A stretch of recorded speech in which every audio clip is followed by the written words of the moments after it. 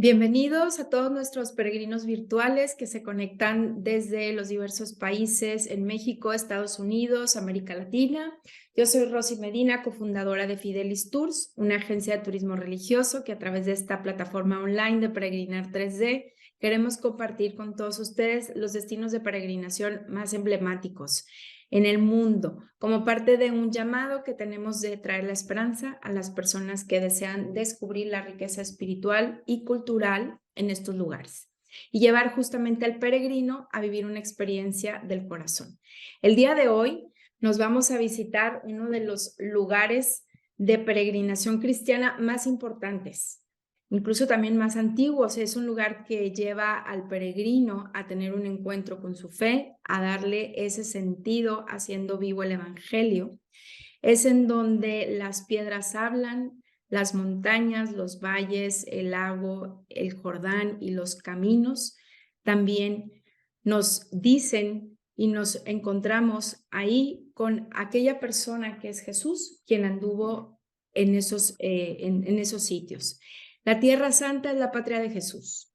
Y es por ello que el día de hoy vamos a ese lugar que nos invita a la oración, a la apertura y a dejarnos sorprender. Es un lugar también que congrega las tres religiones monoteístas más importantes, como lo son los cristianos, los musulmanes y los judíos. Y el día de hoy tenemos un invitado muy especial. Nos acompaña desde España. Él es especialista en turismo religioso.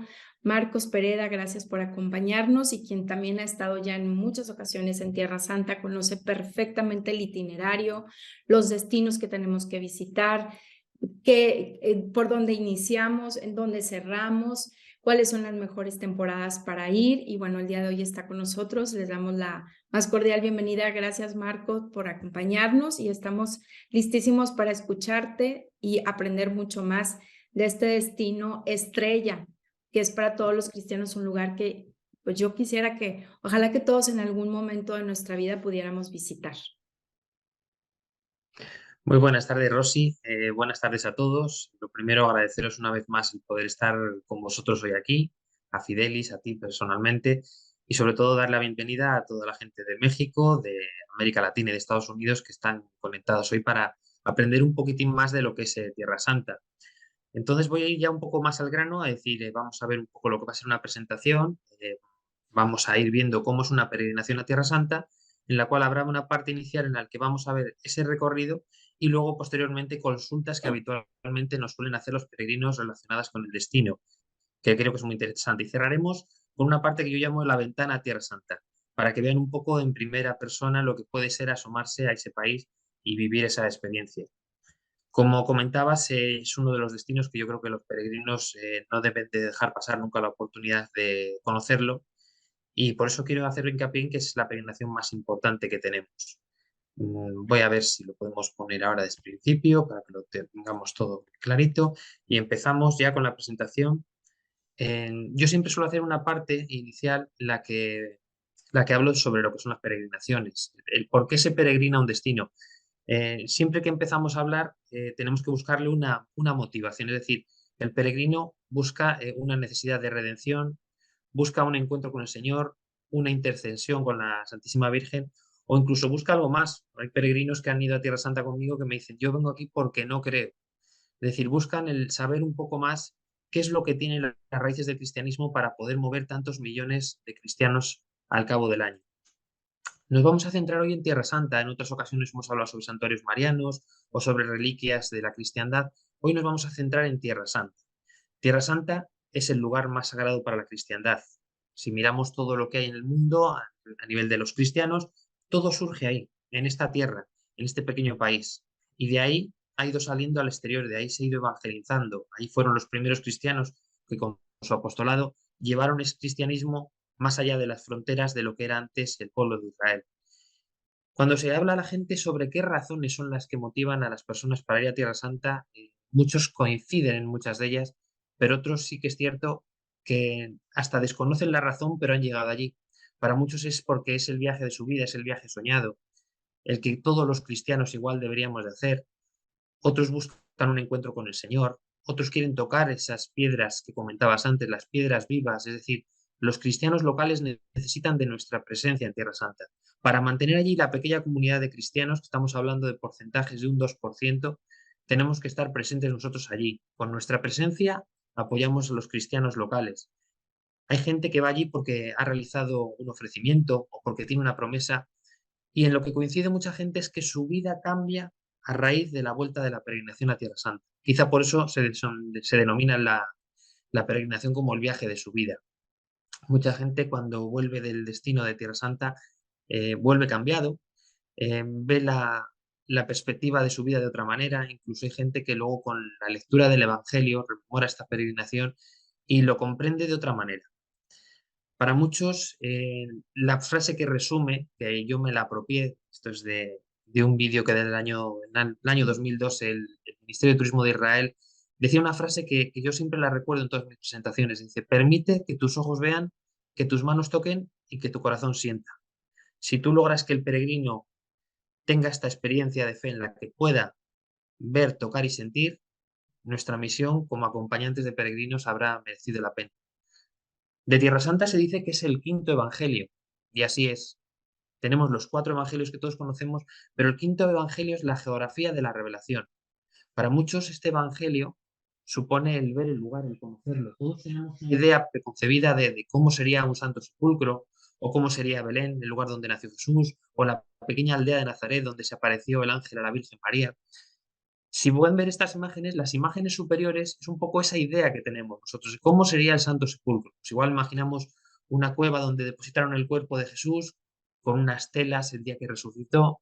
Sin embargo, en la parte de abajo podemos ver lo que es el edículo del Santo Sepulcro real, protegido con una losa de mármol, que hace muy poquitos años se levantó esa losa para poder limpiar y reformar un poco todo lo que contiene la edícula. Y luego al otro lado pueden ver lo que sería ese pesebre o ese nacimiento, esa gruta de la Natividad. Debajo verán la Real, en la cual hay una estrella de 14 puntas que dice que aquí nació el Hijo de María Virgen, Jesús. Sin ánimo de extenderme mucho, quiero hacerles una situación un poco geográfica de lo que es el país. Estamos hablando de un país muy pequeño. Si se fijan, son 114 kilómetros de este a oeste y 424 kilómetros de norte a sur. Los que son de México, para que se hagan un poco en distancias, verán que simplemente la anchura del país es una tercera parte de lo que podría ser entre México y Acapulco. O sea, son distancias muy pequeñitas. Son 114 kilómetros. Estamos hablando de un país que son 8 millones de habitantes, 8 o 9 casi ahora mismo. Es decir, lo que puede equivaler a una ciudad de México.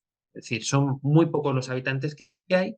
Es un país, un estado relativamente moderno y cuya capital hay veces que nos genera la duda de ¿es Jerusalén, es Tel Aviv? Depende un poco cómo nos posicionemos, tenemos que tener en cuenta que territorios palestinos e Israel están en un conflicto continuo por el territorio, y donde se pongan unas embajadas ya saben que puede generar también pues, un conflicto aún mayor. Cuando pensamos en las ciudades que se van a recorrer en una peregrinación, hablamos de la zona norte de Galilea, que luego lo veremos en un mapa más claramente. Esa zona norte había una pequeña aldea, que era Nazaret, una pequeña aldea que hoy son 76.000 habitantes.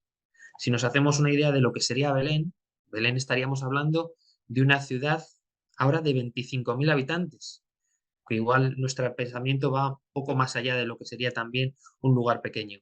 Estamos hablando de que Jerusalén tiene más de 900.000 habitantes, que es la ciudad más importante de Israel.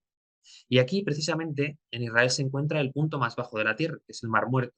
Es una de las paradas, como suelo decir yo, un paréntesis en la peregrinación para vivir la experiencia del Mar Muerto, la experiencia de la flotación en el Mar Muerto. Pero vamos a ir poco a poco para recorrer este camino y vamos a ver un poco cómo sería una peregrinación convencional. Evidentemente, si se fijan aquí ustedes en el mapa, hay una parte, la zona norte del país, que es Galilea. Todos son términos que seguramente nos resultan todos familiares. De hecho, cuando se va a Tierra Santa, parece que uno retorna al pueblo de sus raíces, porque todo nos resulta familiar, porque todos hemos oído hablar de Galilea o de Cafarnaún o de Nazaret. Incluso cuando tú llegas a Belén, parece que es año a año cuando has visitado este lugar y es la primera vez que lo haces. Pero en Galilea estaríamos hablando de que es el lugar donde comienza todo. En Galilea, en Nazaret, en la ciudad de Nazaret, tuvo lugar la Anunciación. Y a partir de este momento, la vida de María cambia y la vida de los cristianos comienza. Aquí comienza todo. De Galilea, digamos que tendríamos que alejarnos bastante al lugar del nacimiento de Jesús, porque habría que bajar al sur, a esta zona sur que les señalo también aquí en el mapa, que sería la zona de Belén.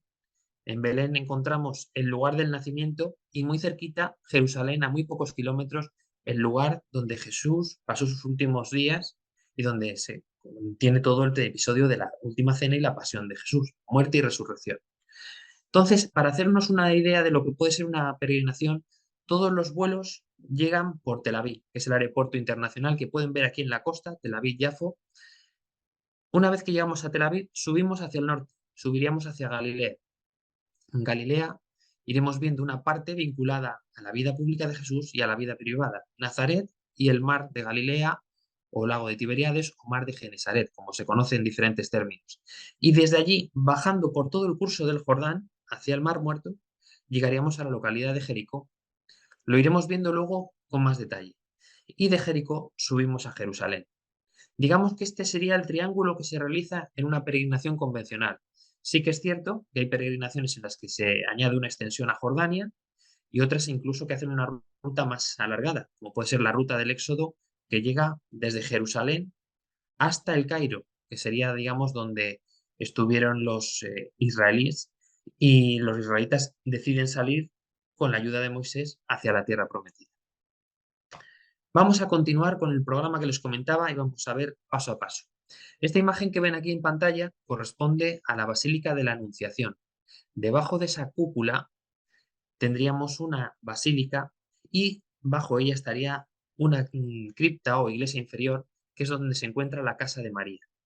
Este es el lugar en el cual comienza todo que les hacía referencia antes. Los peregrinos cuando llegan de Tel Aviv, llegamos a Nazaret y allí nos alojamos. Normalmente se suele hacer el alojamiento 3 días en Nazaret o en la zona de Tiberíades, es decir, 3 días en Galilea, y luego estaríamos o bien 4 noches en Jerusalén o bien 2 noches en Belén y 2 en Jerusalén.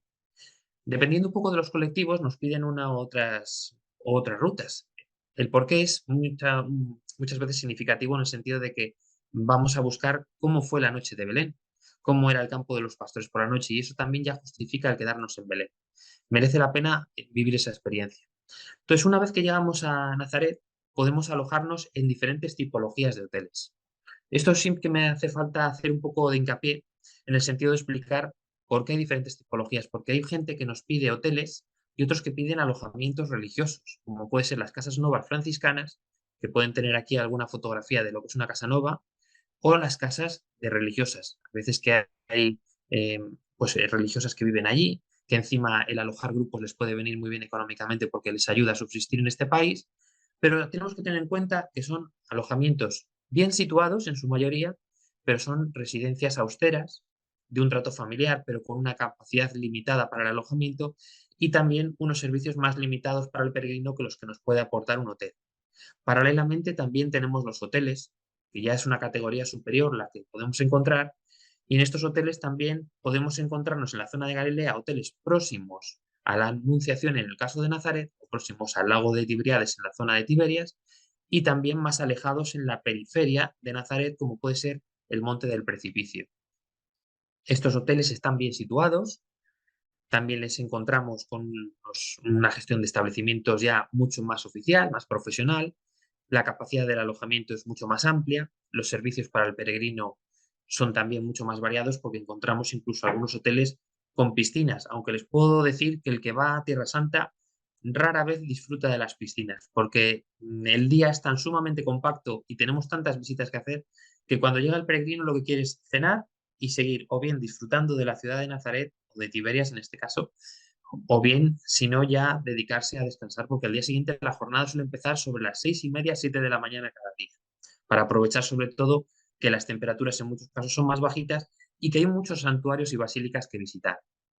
Este sería otro de los hoteles, por ejemplo, que hay en la zona centro, el Hotel Golden Crown. Es un hotel más o menos normal.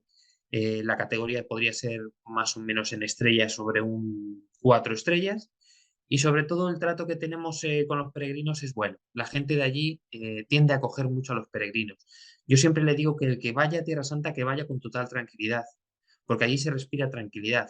Pese a todo el conflicto que a nivel internacional muchas veces se nos traslada, la situación allí para el peregrino es cómoda y es de total seguridad.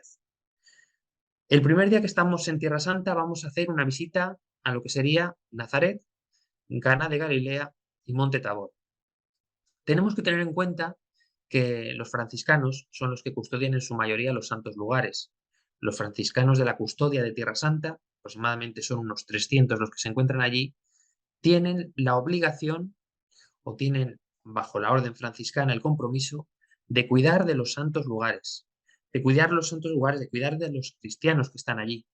Ellos hacen, además de una labor social importante, como puede ser la creación de colegios, la ayuda en las universidades, ayudan a muchas familias, tienen orfanatos, tienen también residencias de ancianos, es decir, que ellos colaboran mucho con la parroquia local, como decimos aquí, la parroquia local que muchas veces se amplía incluso a gente de territorios palestinos que pueden ser musulmanes, pueden ser árabes, es decir, que no se limitan solamente en ayudar a los cristianos.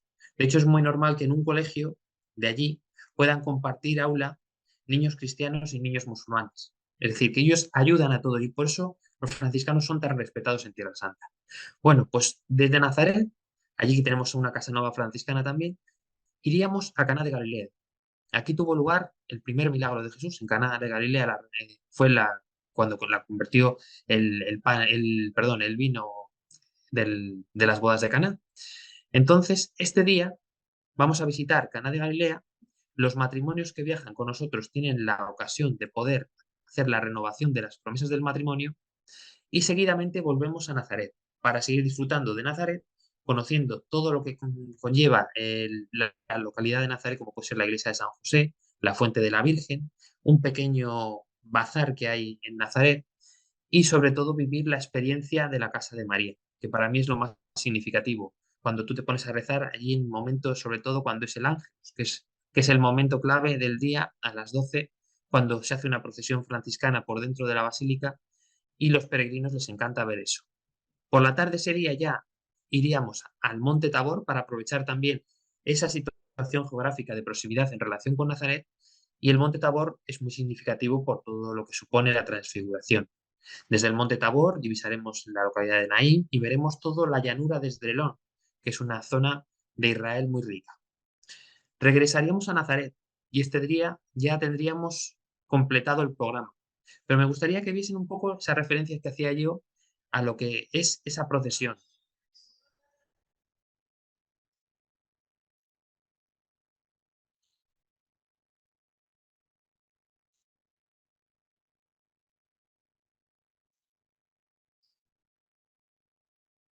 Esta sería la procesión del Ángelus, en la casa de María, que van a ver allí abajo, que es donde bajan todos los frailes.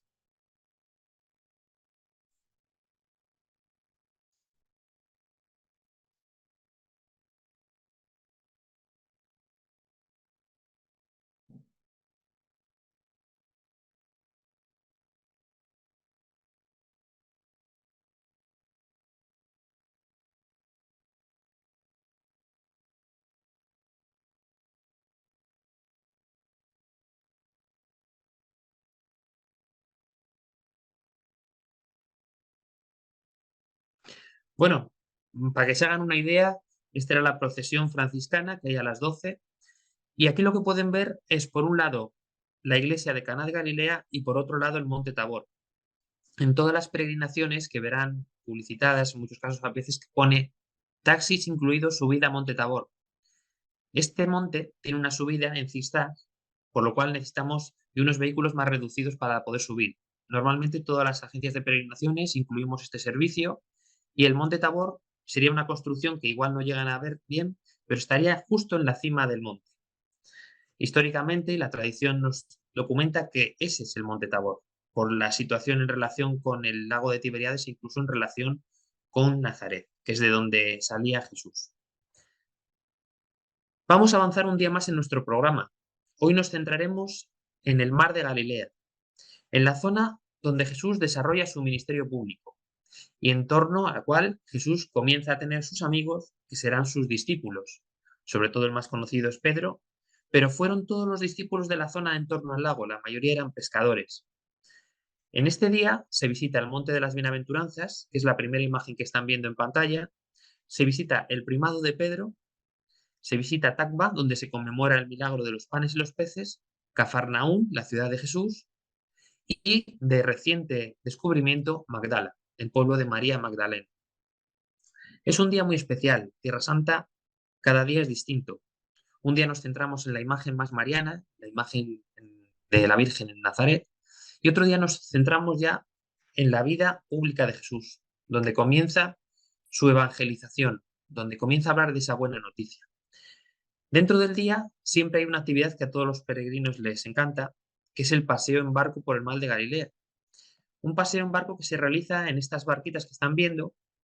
Esta barca es el prototipo, la copia réplica de la barca que había en la época de Jesús, unas barcas grandes, y son en las que se saca a los peregrinos en el mar y se puede disfrutar de la navegación viendo todos los pueblos de la costa, como pueden ver aquí en este mapa que les indico, que vamos a ver Tiberíades, vamos a ver Cafarnaún, Ginosar, vemos Tacba, se ve el Monte de las Bienaventuranzas, es decir, todos los lugares que visitó Jesús. Y de esta barquita vamos a pasar a la siguiente para que vean cómo serían esas barcas por dentro y cómo son nuestros peregrinos cuando viajan.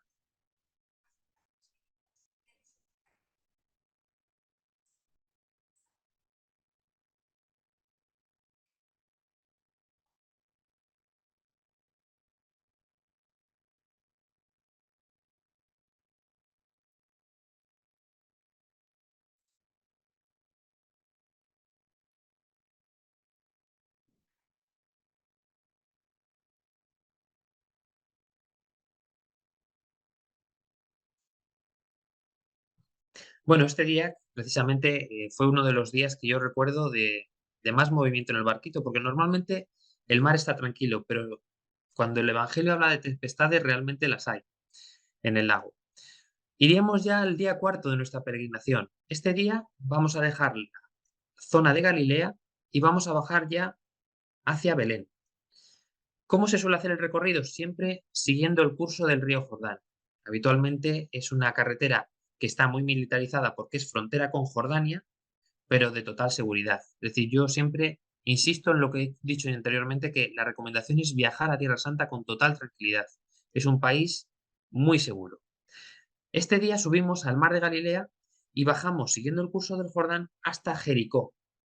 En Jericó se visita el Monte de las Tentaciones y justo frente a Jericó hay una localidad llamada Qasr el-Yahud, un punto del río Jordán en el cual se conmemora el bautismo de Jesús.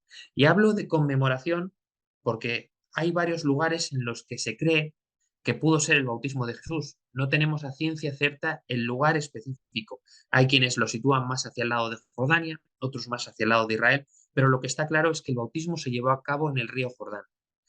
Hay lugares como las fuentes del Jordán, cuando nos preguntan los peregrinos, que eso es el norte ya casi en la confluencia con Siria, es decir, el monte Hermón, donde nacen las fuentes del Jordán, que serían los altos del Golán, llegamos a Banias, un parque natural que es donde encontramos el agua más cristalina, porque el Jordán va arrastrando toda la tierra de zonas muy áridas, por eso tiene a veces ese color más oscuro. Desde la renovación de las promesas del bautismo, continuaríamos a este punto que decíamos antes del Mar Muerto, es decir, la gente quiere vivir la experiencia de la flotación. Es ese paréntesis que tenemos en la peregrinación. Este día, después de hacer el baño en el Mar Muerto, ya subiríamos a Jerusalén o a Belén. Y digo subir porque en el Evangelio muchas veces se dice Jesús subió a Jerusalén.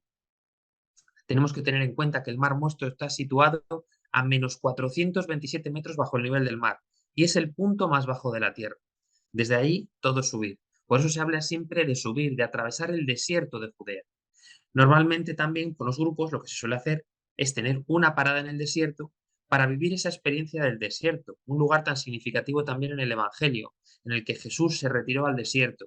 Jesús atravesó el desierto, muy vinculado con la figura de Jesús. Pues en el desierto normalmente se deja a los peregrinos para que puedan vivir ese tiempo de reflexión, ese momento de recogimiento en el que puedan divisar lo que viene siendo el desierto.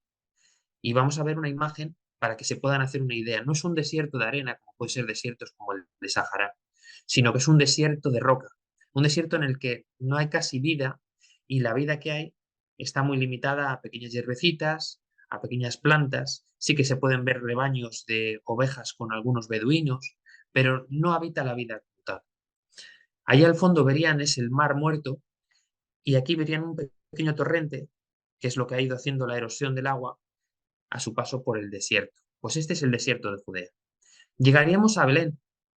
En Belén, a pesar de ser una localidad que consideramos, o por lo menos que teníamos esa idea preconcebida de ser pequeña, en Belén hay una oferta hotelera buena, tenemos también casas de religiosas, así como las casas Nova Franciscana, y tenemos hoteles, como este, por ejemplo, que pueden ver. Este es el Hotel Ambassador City de Belén, un hotel con unas características buenas en cuanto a servicios, y estos hoteles están todos muy preparados para el turista, sobre todo para el turista europeo y el turista americano, con todos los servicios y con todas las comodidades.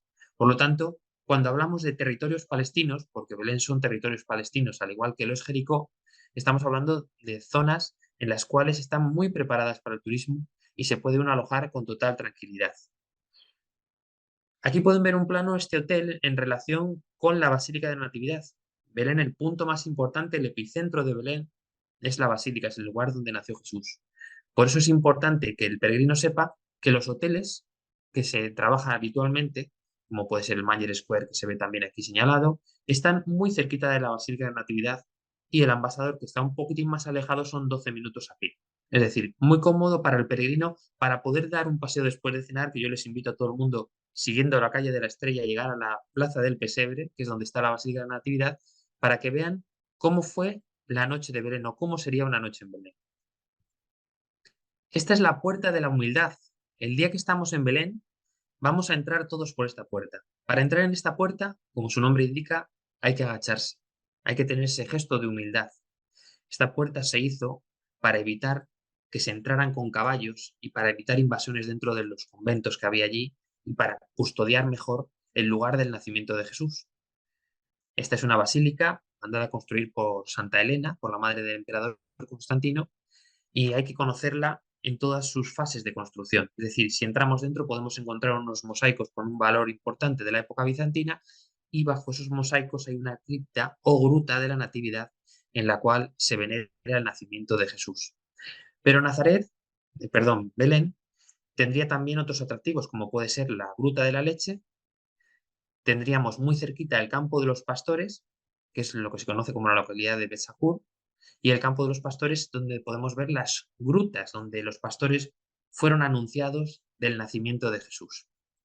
Por la tarde de este día se suele visitar la localidad de Aincarem, que es el lugar que conmemora la visitación de la Virgen María a su prima Isabel, y es el lugar del nacimiento de San Juan Bautista. Visitamos esas dos iglesias y regresamos de nuevo a Belén. Aquí tenemos referencia de los puntos que estaba hablando yo ahora mismo. El lugar del nacimiento de Jesús. Una estrella de plata que ven ahí en el suelo, de 14 puntas, indica que ese fue el lugar en el que Jesús nació de María Virgen. Y al otro lado pueden ver una imagen que es el lugar de la visitación de María a su prima Isabel, Ain Karen. Este es el santuario de la visitación. El santuario de la visitación es custodiado igualmente por los franciscanos, mientras que la Basílica de la Natividad, al igual que la Basílica del Santo Sepulcro, hay varias órdenes religiosas que pueden ser los cristianos ortodoxos, los católicos, los etíopes. Entonces, muchas veces genera conflictos el tener esa manera, digamos, de gestión del lugar, porque tienen todos los tiempos muy medidos. Hay lo que se conoce como un estado en el que no se puede mover nada de lo que está, no se puede tocar nada. Si se hace alguna renovación o alguna obra en el lugar, tiene que ser siempre con la aprobación de todas las confesiones religiosas, y por lo tanto todo sigue igual desde hace mucho tiempo. Si ven estas decoraciones de telas, de lámparas, son decoraciones muy ortodoxas. Y llegaríamos a la ciudad de Jerusalén. Como suelo decir siempre, Jerusalén, antes lo comentabas tú también, Rosy, es uno de los lugares más importantes para tres religiones monoteístas, para los judíos, para los musulmanes y para los cristianos, porque allí se encuentran tres de los lugares más sagrados. Los más sagrados para ellos serían la mezquita de la Roca para el Islam, desde el punto en el cual Mahoma ascendió al cielo. Tendríamos el Santo Sepulcro, que es una de estas cúpulas azules que ven, y tendríamos el Muro de los Lamentos. Son los restos del antiguo Templo de Salomón, que es el lugar más sagrado para los judíos. Y sobre esto se articula la ciudad vieja. Lo que están viendo en esta imagen es la ciudad vieja de Jerusalén. Las edificaciones altas que ven estarían fuera de la actual muralla. Fuera de la actual muralla, donde se encuentran igualmente los hoteles. Pero sí que es cierto que en la ciudad vieja es donde encontramos algunos lugares como la Casa Nueva Franciscana o casas religiosas, incluso casas de religiosas para jóvenes, que son tipo albergue, que nos ayudan a poder hacer una oferta a este colectivo de jóvenes que no tienen tantos recursos económicos para gastarse en un viaje a Tierra Santa. Pues trabajamos con casas religiosas también. Si nos fijamos, esta es la muralla que yo les indicaba anteriormente. Esta fotografía que ven es la puerta de Damasco, es la principal de las 8 puertas que tiene la ciudad de Jerusalén. Además de esa, podemos encontrar la puerta dorada, la puerta de los leones, puerta de Herodes, la puerta nueva, la puerta de Jaffa, la puerta de Sion y la que llaman la puerta de la basura o de los desechos. Cada una de las puertas va a dar lugar a zonas diferentes de la ciudad vieja. Algunas dan lugar al distrito cristiano. Por ejemplo, la puerta para el distrito cristiano sería la puerta nueva que ven aquí en este mapa. Ven a la izquierda, la puerta nueva. La puerta nueva está frente justo a una residencia que es la residencia Notre Dame, que es una edificación que en su momento ha sido de Vaticano, está gestionada por los Legionarios de Cristo, y en la cual les recomiendo que visiten una exposición muy bonita que hay sobre la sábana santa y sobre todo lo que es la síndone, como se conoce. La puerta de Jaffa ya nos ayudaría a entrar al distrito armenio y la puerta de Sion al distrito judío. Visitar la ciudad vieja conlleva ir de la mano de alguien que sea experto en esta ciudad, porque es muy fácil perderse. Las calles son todas muy similares, pero tienen un encanto especial. Cuando una persona pasa de un distrito a otro, vas a ver rápidamente que ya no está en el distrito cristiano, que ya no ve representaciones de cruces en las paredes o en las fachadas y que está en un distrito musulmán o en un distrito armenio o en uno judío, como podemos encontrarnos si vamos paseando tranquilamente y pasamos y vemos ya las mesusas en las puertas de los judíos. No les quiero desvelar todo para que vayan a Tierra Santa y lo puedan vivir en primera persona. Este día, en Jerusalén, el primero de todos, nos vamos a centrar en el Monte de los Olivos. Queremos ya vivir Jerusalén, que son los últimos días, las últimas horas de Jesús, y queremos vivirlo de una manera especial. Vamos a subir al Monte de los Olivos y desde el Monte de los Olivos visitaremos varios lugares, como puede ser el lugar de la Ascensión, el lugar del Pater Noster, donde se instituyó la oración del Padre Nuestro, Dominus Flevit, un santuario pequeñito que hay, que es donde Jesús al ver Jerusalén lloró, y bajaríamos, bajando la falda del Monte de los Olivos, a Getsemaní, el huerto de los olivos. Allí se encuentra también la gruta del prendimiento y la tumba de la Virgen. Normalmente visitar todo esto conlleva prácticamente una mañana. Con los grupos se suele hacer una visita pues, de 2 o 3 horas y después se hace una celebración en Getsemaní, celebración de la Eucaristía. Visitar el Huerto de los Olivos es una experiencia también de día, pero lo es también de noche. Por eso nosotros recomendamos que nuestros peregrinos que vivan la hora santa, que luego les voy a enseñar algunas imágenes más adelante. Por la tarde nos dedicaríamos a ver otra parte importante del Jerusalén de la época de Jesús, que sería el Monte Sión, porque allí en aquel Monte Sión es donde se encuentra el cenáculo, donde se instituyó la Eucaristía y donde los sacerdotes pueden hacer la renovación de sus promesas sacerdotales. Hemos hablado ya de la renovación del matrimonio en Caná de Galilea, de la renovación del bautismo en el río Jordán, y nos toca la renovación sacerdotal para los sacerdotes que acompañan a nuestros grupos en el cenáculo. Además del cenáculo tendríamos la Basílica de la Adoración de María y San Pedro en Galicanto, que es donde cantó el gallo. Precisamente, San Pedro en Galicanto está en el camino que hay entre el monte Sión y Getsemaní. Y para bajar de este monte Sión a Getsemaní se bajaba por una calzada, que es la que están viendo en esta imagen, esta calzada de la época de Jesús. Es decir, Jesús en la última cena muy posiblemente pasó por esta calzada. En Tierra Santa tenemos que hablar de muchos lugares que se cree que está datado históricamente, que fueron lugares donde sucedieron los hechos. Pero también tenemos otros lugares en los cuales se habla de que la tradición indica que por allí pasó. Es decir, que no podemos a ciencia cierta decir si fue ese lugar o fue 10 metros hacia la derecha o 10 metros hacia la izquierda. Pero esta, por ejemplo, esta calzada, datada de la época de Jesús, se conoce que era el paso más habitual para llegar a Getsemaní. Entonces, la última cena la tuvo en el Monte Sión y la continuación a orar al Huerto de los Olivos la llevó a cabo por este camino. Este es el huerto de los olivos al que estaba haciendo referencia hasta ahora. Es el huerto. Esos olivos son milenarios, son de la época de Jesús. Hay quien dice que pueden ser los mismos olivos o hay quien dice que todos tienen la misma genética, por lo cual salieron de un mismo árbol. Es decir, yo ya no voy a entrar en esos temas, pero sí que es cierto que ese fue el huerto de los olivos y la basílica que ven al otro lado en la otra fotografía es la basílica de Getsemaní o basílica también conocida como la Basílica de todas las naciones, porque hubo naciones que apoyaron en su construcción. Otros la denominan la Basílica de la Agonía, porque se conserva una roca que es en la que Jesús estuvo rezando y llorando porque sabía que comenzaba ahí la pasión. Por eso es muy importante vivir esa hora santa en Jerusalén al anochecer, porque tiene un encanto muy especial. Hay una procesión con velas cuando es la primera hora santa del primer jueves de mes, que recomiendo a la gente que vaya a ir poder vivir esa experiencia porque salen paseando todo alrededor de este huerto de los olivos. Esta es la residencia Notre Dame que les decía. Anteriormente se lo he mencionado cuando hablaba de la Puerta Nueva, que es la puerta que da acceso al distrito cristiano de la ciudad vieja de Jerusalén. En esta residencia también se pueden alojar los peregrinos.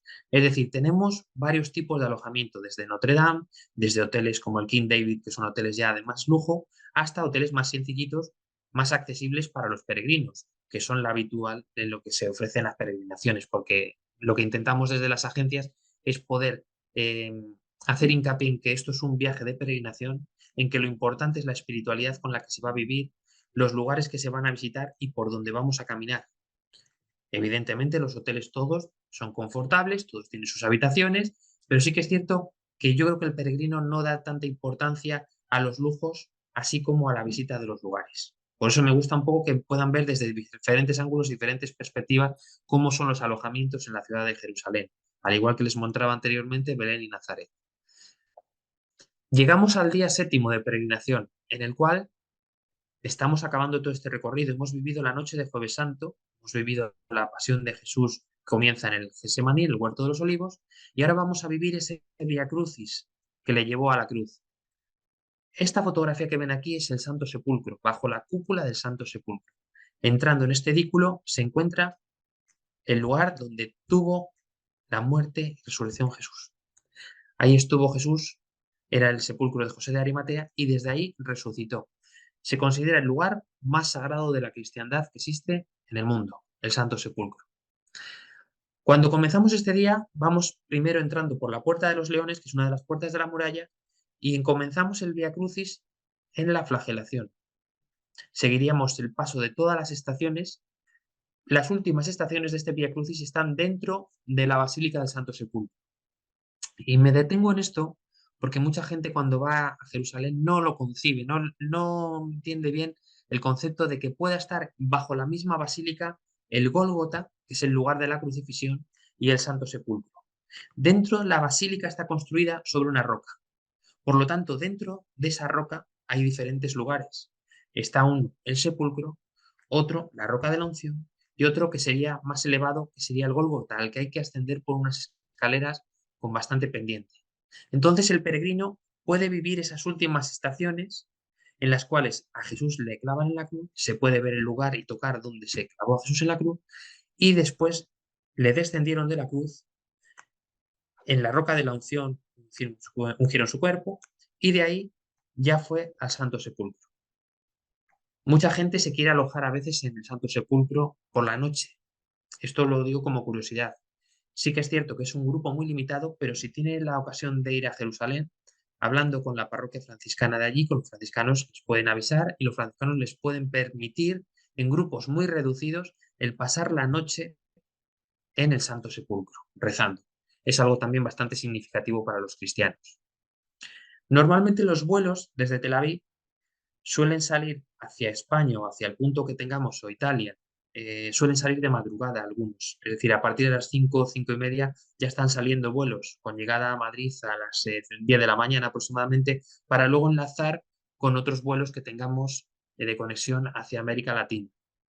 Se lo comento porque en muchos casos hay que tener en cuenta que esa noche, la última noche, se descansa poco, es decir, a la 1 igual hay que estar ya saliendo hacia el aeropuerto, tenemos aproximadamente una hora larga al aeropuerto y los controles de seguridad del aeropuerto de Ben Gurión son importantes. Y cuando digo importantes quiero decir que estar con 4 horas de antelación es bastante habitual en el aeropuerto, porque al peregrino se le hace una serie de preguntas, si ha estado junto el grupo todo el camino, si han hecho compras, si conocen a alguien en destino, si le han entregado algo, si han hecho ustedes la maleta, si han estado pendientes de la maleta en todo momento. Es decir, son cuestiones, siempre insisto, de mucha seguridad, pero que no tienen que preocupar en absoluto al peregrino, sino que es que son las preguntas que hace la seguridad del Estado de Israel para tener el aeropuerto catalogado como más seguro del mundo. De ahí ya habríamos acabado la peregrinación. Esto es lo que comentaba anteriormente del Vía Crucis. El punto número 1 sería la flagelación, iríamos subiendo por toda esa vía dolorosa y esta foto que ven a su lado ya estaríamos en la estación número 9, antes justo ya de entrar en el Santo Sepulcro, donde tenemos las últimas estaciones de este Vía Crucis. Si se fijan aquí, esta construcción que ves y esta explanada es la explanada de las mezquitas, que es la explanada en la cual está la mezquita de Al-Aqsa y la mezquita de la Roca, lugares sagrados para los musulmanes. Pero es que justo finalizada la explanada de las mezquitas tenemos el Muro de los Lamentos, el lugar más sagrado para los judíos. Es decir, confluye todo en la ciudad vieja como les comentaba anteriormente. Este es el aeropuerto de Ben Gurión. Como les he indicado, las posibilidades de que los vuelos salgan de madrugada son altas y si no ya tendríamos que hacer vuelos haciendo noche o con conexiones por la noche con Madrid o con Roma para volar a América Latina. A grandes rasgos he querido darles un poco pinceladas de lo que sería una peregrinación. Me detengo ahora en un punto importante que es el seguro de viaje, porque ha sido algo obligado por el Estado de Israel hasta hace muy pocas semanas. A raíz de la pandemia, el Estado de Israel fue de los más exigentes en cuanto a vacunación. Hoy en día ya no necesitamos ningún tipo de vacuna, es decir, la gente que no esté vacunada puede ir a Tierra Santa con total tranquilidad, pero sí que es cierto que yo siempre recomiendo un seguro médico que tenga unas coberturas altas, porque cualquier cosa que se necesite allí tiene un coste elevado. La sanidad, como comentaré más adelante, es una sanidad de mucha calidad en Israel. Por lo tanto, no tiene que preocuparse nadie ni pensar que está viajando a un país tercermundista en ningún caso. Llega el momento en el que me quiero detener en una serie de preguntas que suele ser lo que la gente nos suele cuestionar cuando al final preparamos una peregrinación. La moneda, la climatología, los enchufes. Pues voy a hacer un repaso rápido para que lo sepan y se animen a ir a este país, que es realmente, como decíamos al principio, realmente importante, no solamente para toda la gente que se mueve por cuestiones religiosas, sino que a nivel cultural es un país que merece mucho la pena. La moneda allí es el nuevo shekel. Un shekel, para que se hagan idea, comparando con los euros o con el dólar, que están casi a la par, estaríamos hablando de que serían 3,96 shekels, son un euro, o 3,60 shekels son un dólar, aproximadamente, para que lo vean. Sí que es cierto que el dólar y el euro funcionan a la perfección allí. No es necesario cambiar moneda, sí que puede pasar que en algún lugar de algún pueblecito, si compran algún objeto y pagan con dólares, se le devuelva en el shekel, en la pequeña moneda de shekel que ponen en pantalla también. Pero pueden funcionar perfectamente con tarjeta de crédito, con dólar, con euro, o sea, no hay ningún problema porque son países muy turísticos. En cuanto a la climatología, vamos a diferenciar dos zonas. Una zona que sería la zona costera, en la que quiero también incluir un poco el clima de Jerusalén, que son climas más templados, más moderados, y luego tendríamos zonas más áridas, como puede ser la zona de Galilea y sobre todo la zona de Mar Muerto. En verano es muy fácil llegar a los 40 y pico grados en esas zonas. De hecho, son las zonas más áridas que hay en Israel. Y pasando ya a la zona de Jordania, si cruzásemos por esa zona del Mar Muerto, por el paso del puente de Allenby, llegaríamos a la aridez total con los desiertos de Jordania. Pero bueno, para que se sitúen un poco, la época del año en la que es más favorable para viajar, yo siempre suelo recomendar que sería la época entre marzo y junio, o bien entre septiembre, octubre, noviembre. Son los mejores meses por las temperaturas.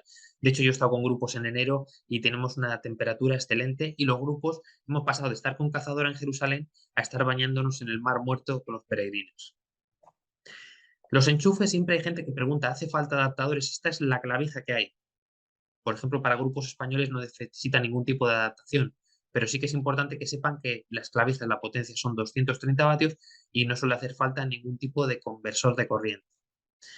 En cuanto a la documentación, los pasaportes no se sellan en Israel. Y esto me gusta explicarlo porque en muchas ocasiones el llevar un sello de Israel para visitar otros países, como pueden ser países árabes, pues en su momento generaban conflictos. Entonces tomó la decisión del gobierno de Israel de darte un papelito, que es este papelito azul que ven, que es ese visado que nos permite estar hasta 3 meses, si no es un permiso de trabajo, dependiendo lógicamente de cada nacionalidad. O sea, tenemos que tener en cuenta que yo estoy hablando ahora para muchos países de América Latina, pero también para españoles, y diferentes acuerdos entre países conlleva diferentes también normas para los visados y reglamentos. Siempre es bueno revisar. Ropa y calzado. Hemos visto diferentes paisajes. Hemos navegado por el mar de Galilea, hemos atravesado el desierto de Judea, hemos paseado por las calles de Nazaret, por las de Belén y por Jerusalén. El suelo rocoso es bastante abundante, es decir, que tenemos que tener en cuenta que lo principal es llevar un calzado cómodo. La ropa, tenemos que cubrirnos los hombros, tenemos que entrar con respeto a los lugares santos y sobre todo santuarios y basílicas. Tenemos que llevar siempre, si una mujer lleva una camiseta de tirantes o un hombre un pantalón corto, siempre llevar un fular, un pareo para cubrirse en el momento de entrar en estos lugares. Yo siempre lo recomiendo. Es importante también respetar lugares como puede ser el Muro de los Lamentos. Es un lugar en el que los judíos van a rezar. Tenemos que recordar que es el lugar más sagrado para los judíos. Hay que entrar con la cabeza cubierta a los hombres con ese gorrito redondo que se conoce como kipá. Se entra, se puede visitar el lugar, no hay ningún problema y se sale igualmente con respeto. El muro siempre se separa en dos partes, una parte para los hombres y una parte para las mujeres. En cuanto a tarjetas de embarque facturación, aquí no me detengo porque depende mucho también de las compañías con las que se vuelen, igual que el tema del equipaje de las bodegas, pero yo siempre digo lo mismo y se lo digo a la gente cuando va. El que va a Tierra Santa le gusta traer agua del Jordán, le gusta traer un Belén de madera de olivo, le gusta traer rosarios para familiares, crucecitas, la cruz de Jerusalén. Es decir, todo esto pesa. Es decir, que controlen la maleta cuando la hagan porque sí que son muy estrictos con los sobrepesos las compañías aéreas. En cuanto a la sanidad y la alimentación, diríamos que es un país mediterráneo. La alimentación mediterránea, sobre todo con muchas hortalizas, muchas ensaladas, muchas cremas y luego tenemos también mucha carne de pollo, pescado. Si van a ir al lago de Tiberíades, no olviden probar el pez de San Pedro. Es uno de los alicientes. Esto sería uno de los restaurantes que es el restaurante Holyland de Nazaret. Para que se hagan una idea de que también el hummus es uno de los platos también que se disfruta mucho en la gastronomía local y tenemos mucho de carne de cerdo dependiendo de los lugares donde nos alojemos. Tenemos que recordar que detrás de la alimentación está la religión. Para tenerlo en cuenta, sí que es cierto que los menús para los europeos o los americanos están adaptados a nuestra cultura. Igual que las casas novas franciscanas, vamos a encontrar mucha pasta, vamos a encontrar pizzas porque es la gastronomía italiana la que impera. Me preguntan a veces qué es el Sabbat. El Sabbat es el comienzo del día sagrado de los judíos. Ellos celebran su festividad, igual que los cristianos tenemos el domingo, ellos celebran el sábado, el Sabbat, que comienza con la salida de la primera estrella el viernes y finaliza con la salida de la primera estrella los sábados. El Sabbat influye en su forma de vida, es decir, ellos no pueden trabajar, pero no pueden trabajar incluso llevando a cabo acciones como puede ser el dar la luz, un interruptor, el arrancar un electrodoméstico, el dar a un botón del ascensor. Por eso los ascensores judíos ese día es muy fácil que veamos que cuando comienza el sábado empiezan los ascensores a parar en todos los pisos. Cuando viajas la primera vez eso te llama la atención y piensas incluso que te has montado en un ascensor que puede estar averiado, pero es parte de la cultura del Shabbat. Ellos veremos ya desde la primera hora de la tarde del viernes cómo los judíos bajan a rezar por la calle, por la ciudad vieja de Jerusalén hasta el Muro de los Lamentos, cómo las sinagogas están más llenas que otros días. Es decir, los judíos llevan su religión a rajatabla con mucho respeto, insisto, en el sentido de que si los que vayamos a visitar estos lugares tenemos que pensar que son sus lugares de oración y hay que respetar todas las religiones que hay en Jerusalén. En Jerusalén tenemos 1 hora más que en España y 9 horas más que en México, para que tengamos una referencia del cambio de hora. Cuando llegamos allí, yo siempre recomiendo a todo el mundo cambiar el reloj. ¿Por qué? Porque como no lo cambies en el primer momento, muchas veces las alarmas te pasan malas pasadas y te puedes encontrar que al día siguiente o te has dormido o has perdido una hora del programa por la mañana. Se comienza muy pronto, lo decía al principio, para aprovechar los días. Son muchos los santuarios que hay que visitar. Son distancias, como hemos visto, cortitas, pero sí que es cierto que, por ejemplo, el día que se va al lago, tenemos que pensar que vamos a visitar el Monte de las Bienaventuranzas, el Primado de Pedro. Vamos a ir a Cafarnaúm, vamos a ir a Tacba para rememorar el milagro de los panes y los peces. Vamos a ir a Magdala, vamos a coger un barquito. Es decir, los días son muy intensos, lo que nos lleva a tener que llevar ese calzado cómodo y esa ropa cómoda y poder aprovecharles bien. Otras rutas, cuando hablamos de Tierra Santa, parece que nos olvidamos de otros países, como puede ser Jordania. En Jordania está el Monte Nebo, donde Moisés divisó la tierra prometida. Por eso también Jordania es Tierra Santa, es parte de Tierra Santa. El exilio fue en Egipto, cuando la Sagrada Familia se fue a vivir a Egipto. Y tenemos lugares como puede ser Monte Sinaí, en Egipto también, otro de los lugares de la ruta del Éxodo. Es decir, que podemos ofrecer al peregrino muchas opciones. Podemos hacer Israel como Tierra Santa únicamente o Israel con Jordania. En ese caso, lo que hacemos habitualmente es desde la zona norte que veíamos del país de Israel, se cruza hacia Jordania, se puede ver las ruinas de Gerasa, que merece la pena, las mejores ruinas romanas conservadas de Oriente Medio, bajando hasta Petra, ver el tesoro de Petra y volviendo por Mádaba, Monte Nebo, hasta entrar y divisar la tierra prometida, como les decía anteriormente. Y luego tenemos otros lugares como puede ser la ciudad del Cairo, Monte Sinaí, Mar Rojo, que eso ya sería la ruta del Éxodo. Quiero acabar mi presentación con una ventana a Tierra Santa. Yo lo llamo la ventana a Tierra Santa para que vean un vídeo, dura unos 9 minutos aproximadamente, pero les va a hacer ver todo lo que les he explicado de una manera mucho más dinámica. Espero que les guste.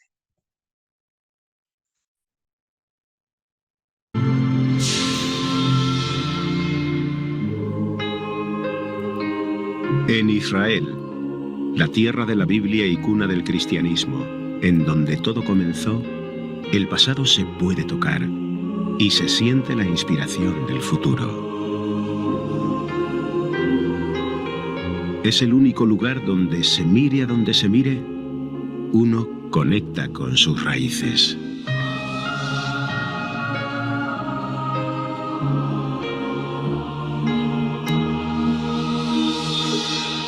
A los 6 meses, envió Dios al ángel Gabriel a una ciudad de Galilea que se llamaba Nazaret.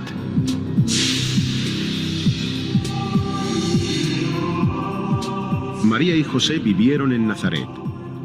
Una visita a la ciudad, a sus iglesias, es un viaje al lugar de nacimiento de la cristiandad.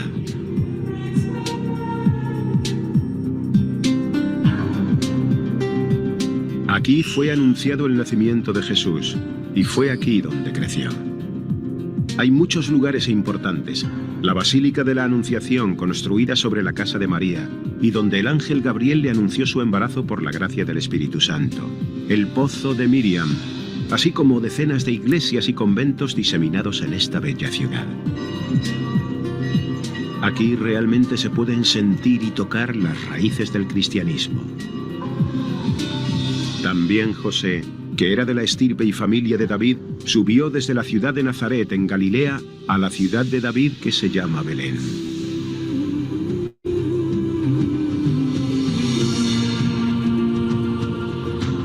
Belén, lugar de nacimiento de Jesús. Cuando una estrella brillante apareció por el este, Jesús nació. En la iglesia de la Natividad, esta estrella de plata grabada en 5 idiomas proclama el valor del lugar. Aquí nació Jesús de María Virgen.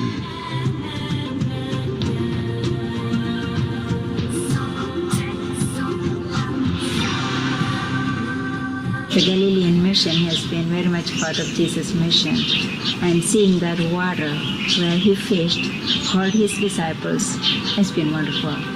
En la Galilea, principalmente alrededor del lago Tiberíades, es donde Jesús desarrolla su ministerio. En esta zona confluyen muchos centros de especial significado religioso y espiritual y de una belleza inusual. Jesus is my father, and he's my everything.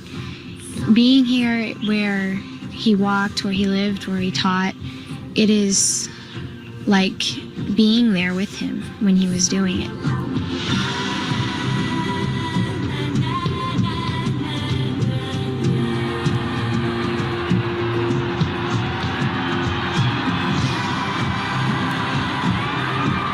we sit on this hill like the first disciples and we listen to Jesus.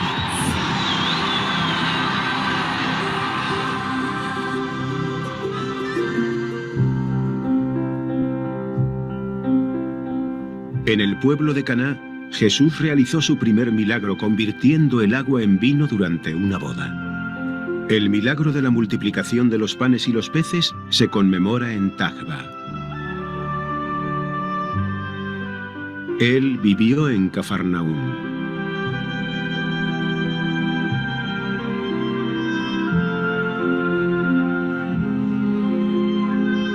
Walking where Jesus walked, seeing the Sea of Galilee where he sat, it was just put a real face on what we read in Scripture. And so, yes, it comes alive to us. It becomes a real place and not just words on a page. En el Monte de las Bienaventuranzas, Jesús pronunció el Sermón de la Montaña.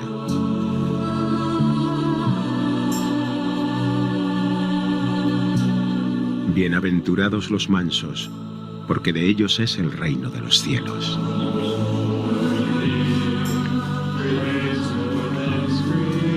When I got here, I could feel such a deep presence of God that I have not felt anywhere else.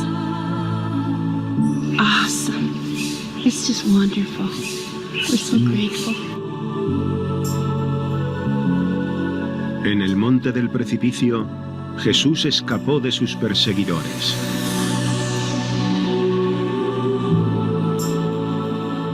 Y sobre el monte Tabor se produjo la transfiguración.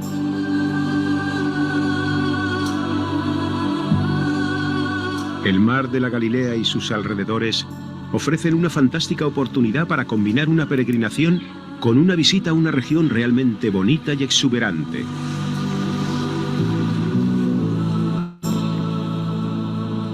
Nieve en las cumbres, pequeñas aldeas y pueblecitos, junto con una amplia oferta de alojamiento.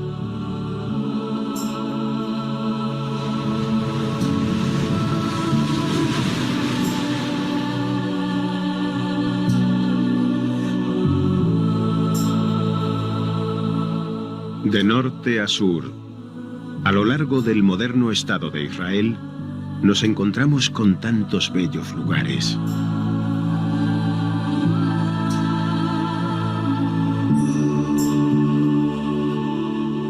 Y todos ellos realmente a tan corta distancia.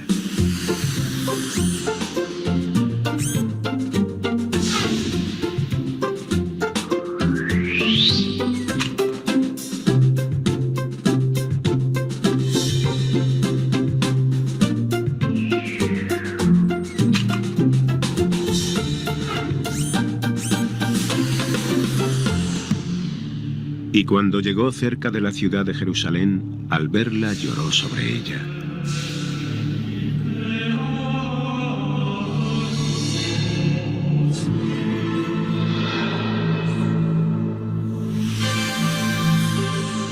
No hay duda de que la ciudad de Jerusalén es única para la humanidad.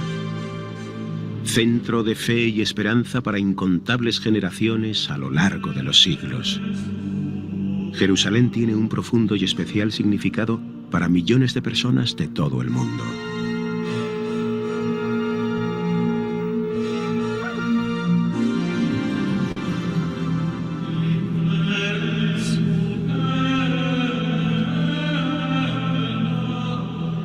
Existe una perfecta armonía entre lo moderno y lo antiguo en Israel.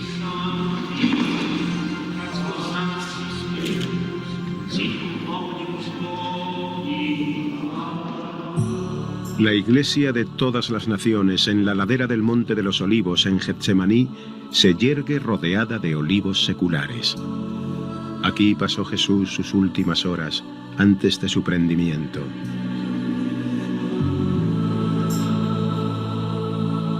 En el monte Sión celebró la última cena con sus amados discípulos.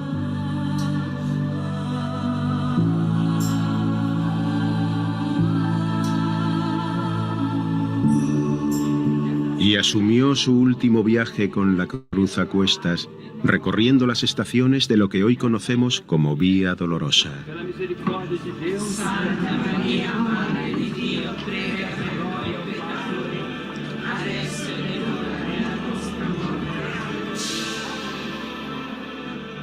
Aquí terminó su andadura, en la iglesia del Santo Sepulcro, en el Gólgota, lugar de la crucifixión, enterramiento y resurrección de Jesús. Hoy, más que nunca, la experiencia incomparable de visitar los lugares santos está a su alcance. Permita que sus ojos vean, que sus manos toquen y que su corazón sienta esta experiencia única. Es decir, el acompañamiento religioso es fundamental, porque para vivir una experiencia de este tipo tienes que ir de la mano de o bien de los franciscanos o de sacerdotes que sean guías de Tierra Santa. No hay otro camino. De hecho, muchas veces nosotros hemos rechazado guías porque tenemos un filtro de qué guías son los que son convenientes para grupos en función también del perfil del grupo. Es decir, si tú llevas a un grupo católico, lógicamente tiene que ser un guía católico. Aparte, luego, el acompañamiento que consideramos nosotros para los grupos por parte de la agencia siempre se realiza para poder estar un poco salvaguardando, digamos, la espalda del grupo. Es decir, si pasa cualquier cosa en destino, sabemos cómo gestionarlo, conocemos bien los lugares, incluso a veces los propios acompañamientos por la noche fuera de horario dices, bueno, pues queremos ir a ver la ciudad vieja por la noche iluminada, pues también les acompañamos nosotros. Ah, perfecto. Eso es bastante bueno comentarlo porque, bueno, pues eso marca un diferenciador, ¿no? De cuando tú puedes ir hay mucha gente que pueda ir a Tierra Santa, pero en un plan turista, pero cuando peregrinación e ir acompañado con un guía o un sacerdote, en este caso los franciscanos, que están también certificados como guías y que te puede dar este acompañamiento, pues la verdad es que es un privilegio y un acceso que te puedan dar ellos a veces a lugares que de otra manera no podrías haber entrado, o a lo mejor un conocimiento mucho más profundo del sitio, de lo que sucedió ahí, ¿no? Al ir acompañado. Sí, sí, sí.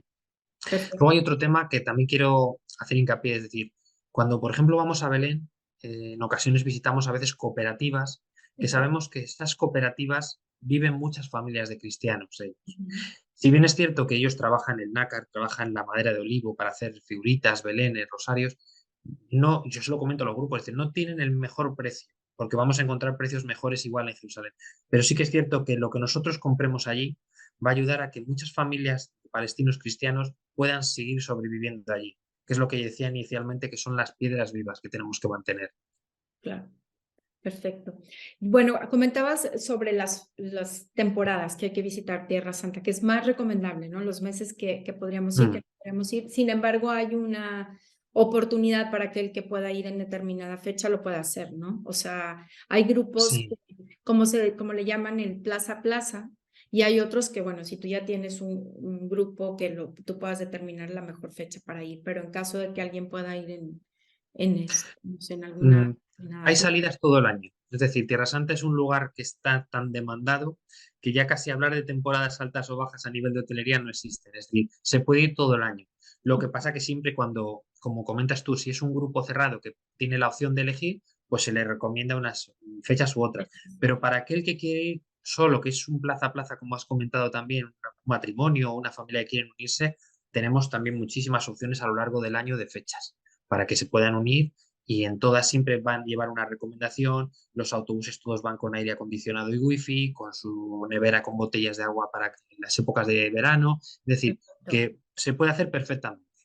Muy bien, eso es importante saber, ¿verdad? Porque no te tienes que esperar a formar un grupo, sino a veces ya hay salidas programadas que tú te puedas unir a ellas y vivir la experiencia también de manera muy especial, ¿no? Como peregrinación, siempre es recomendable. Yo tuve una vez un matrimonio que me decía, acabamos de regresar de nuestra luna de miel, fuimos a Tierra Santa, pero bueno, no en peregrinación. Dice, no, yo creo que tendremos que regresar, pero ahora en peregrinación. Marcará una diferencia totalmente. Hay mucha diferencia, o sea, aunque la gente piense que está viendo el mismo paisaje, pero la forma en la que tú vas a entender y la que vas a vivir esa experiencia tiene que ser con un acompañamiento espiritual.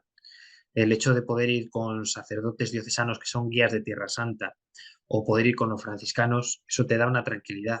De hecho, también tenemos guías católicos, que me gusta también hacer hincapié, que hay guías allí que viven allí, que son católicos y que son muy buenos. Claro. Realmente lo que comentabas antes, el Estado de Israel, el Ministerio de Turismo es muy exigente en la formación de los guías y ser guía de allí es casi una garantía de que el grupo va a estar bien orientado. Pero no es lo mismo que ir con un sacerdote y el acompañamiento que conlleva. Así es, así es. Pues bueno, Marcos, pues estamos ya listos para preparar nuestra próxima experiencia en Tierra Santa. Te agradezco de verdad haber estado con nosotros y habernos dado toda esta explicación muy detallada de cómo es una experiencia, cómo es una peregrinación para todos aquellos que están listos o deseosos de hacer este viaje en algún momento de su vida. Y bueno, estaremos compartiendo toda la información también para las personas que estén interesadas. Y bueno, pues nos veremos muy pronto en otro recorrido que estamos preparando para todos ustedes. Gracias. Muy bien, pues Marcos. ¿Algún mensaje? muchísimas gracias. Muchísimas gracias y para cerrarlo yo me atrevería a decir, pues eso, que confíen plenamente en que es una experiencia única. Y cuando la gente dice que es el viaje de su vida, no lo dicen por otra cosa, sino porque es que lo han vivido. Y como decía ese vídeo, que aunque he visto el vídeo de esta ventana es del año 2002, salía Juan Pablo II, sí que es cierto que la frase que dice, permita que sus ojos vean, que sus manos toquen y que su corazón sienta, es así. Eso es el resumen de Tierra Santa. Totalmente. Pues bueno, pues muchísimas gracias, Marco, y nos veremos muy pronto. Hasta Muy luego. bien. Gracias. Hasta luego, Rosy.